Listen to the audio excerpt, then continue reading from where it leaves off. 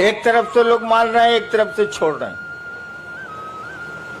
मैं महादेव का काम 40 साल से कर रहा हूं और महादेव करा रहा है, हम कल करेंगे। कितने आए कितने गए। अंग्रेजी में एक कविता है, men may come and may go, men may go. लोग आते हैं जाते हैं, but I go on forever. मैं जाता हूं तो हमेशा के लिए जाता हूं। तो किसकी चिंता करोगे, कौन आया कौन गया। महादेव की दया जिस पर हुई वो रहेगा। हैं लोग कि नहीं मेरे साथ।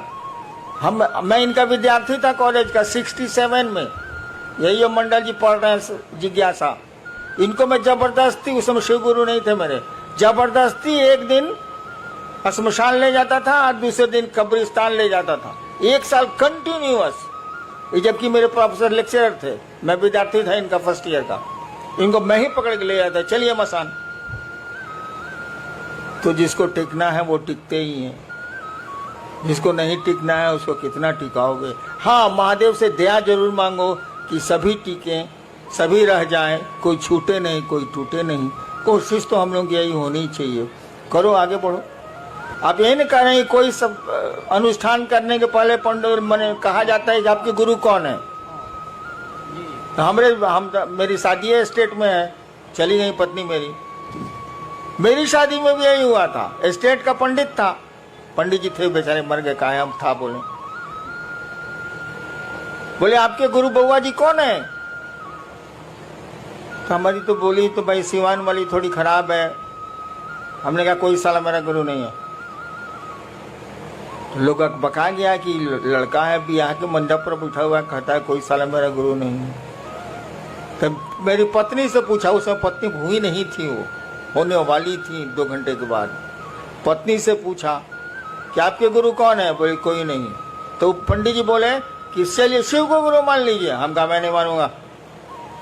पत्नी ने कहा हम मान लेंगे। इसीलिए बाद में कहती थी कि आपसे हम सीनियर हैं। हम कहा तुम ब्याह करने के लालच में मानी हो, हम लालच में नहीं माने। हाँ, तो हम बिना गुरुए के ब्याहो कर लिया, तुम इसी की चिंता में पड़े हो जी। बट इससे बड़ा कोई अनुष्ठान होता है ब्याह से ज्यादा बड़ा। मस्ती करो, कहो कि शिव मेरे गुरु है, दीक्षा की क्या जरूरत है। गुरु की दया ही दीक्षा होती है। ठीक से करते हैं, 108 बार अगर माला पर करते हैं, माला 108 की होती ही है। या टुकड़े टुकड़े में सांस पर नमः शिवाय से अपने गुरु को प्रणाम करते हैं, तो बाधाएं कम हो जाएंगी, कठिनाइयां कम हो जाएंगी। नमः शिवाय आपके कष्टों को कम करने की का बहुत सुंदर मेडिसिन है, औषधि है वो, उसको करिए। और जहां तक कठिनाइयों का सवाल है, जान लीजिए इस जगत में कोई आया है तो उसको जिंदगी में अच्छी खराब दोनों सड़कें मिलनी ही मिलनी है, कोई उपाय नहीं है। आपकी जिंदगी के रास्ते उबड़ खाबड़ मिलेंगे ही मिलेंगे, अच्छे 4 लेन भी मिलेंगे उसमें, लेकिन ज्यादा खतरा यही है कि उसमें उबड़ खाबड़ ही रास्ते मिलेंगे आपको जिंदगी में। चलना तो पड़ेगा ही पड़ेगा।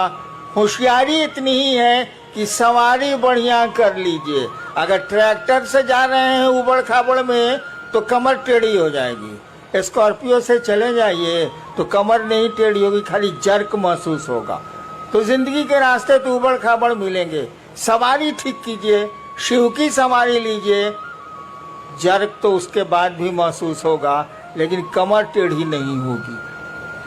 रास्ते नहीं बदले जा सकते, सवारियां बदली जा सकती हैं। शिव की सवारी ले लो, शिव यान ले लो, यान माने सवारी, शिव यान ले लो, वायुयान, शिव यान ले लो, निकलते चलो निकलते चलो। थोड़ा बहुत तो जर्क लगता ही लगता है, अच्छी सड़क मिलेगी तो नहीं लगेगी। जीवन में कठिनाइयां आएंगी ही आएंगी। धरती पर जो भी आया है आज तक परेशानियों में रहा है वो, और उसमें उसने काम किए हैं। पहाड़ों पर वो चढ़ते हैं जिनको चढ़ना होता है, नहीं तो सीढ़ियां भी पहाड़ होती।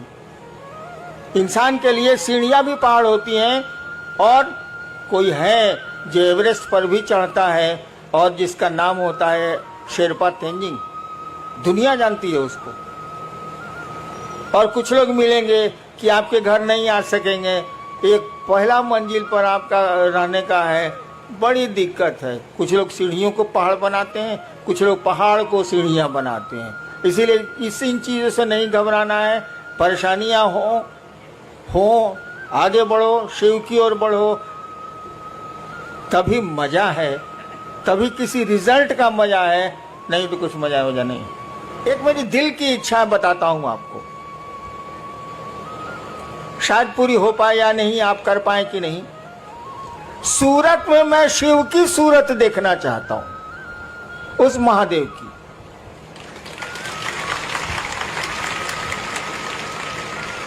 जैसे सोमनाथ है ना, सूरत में भी मैं शिव की सूरत देखना चाहता हूं, लोगों के दिलों में शिव को देखना चाहता हूं। आप मदद करें, आप सहयोग करें, महादेव दया करें। आपको प्रणाम।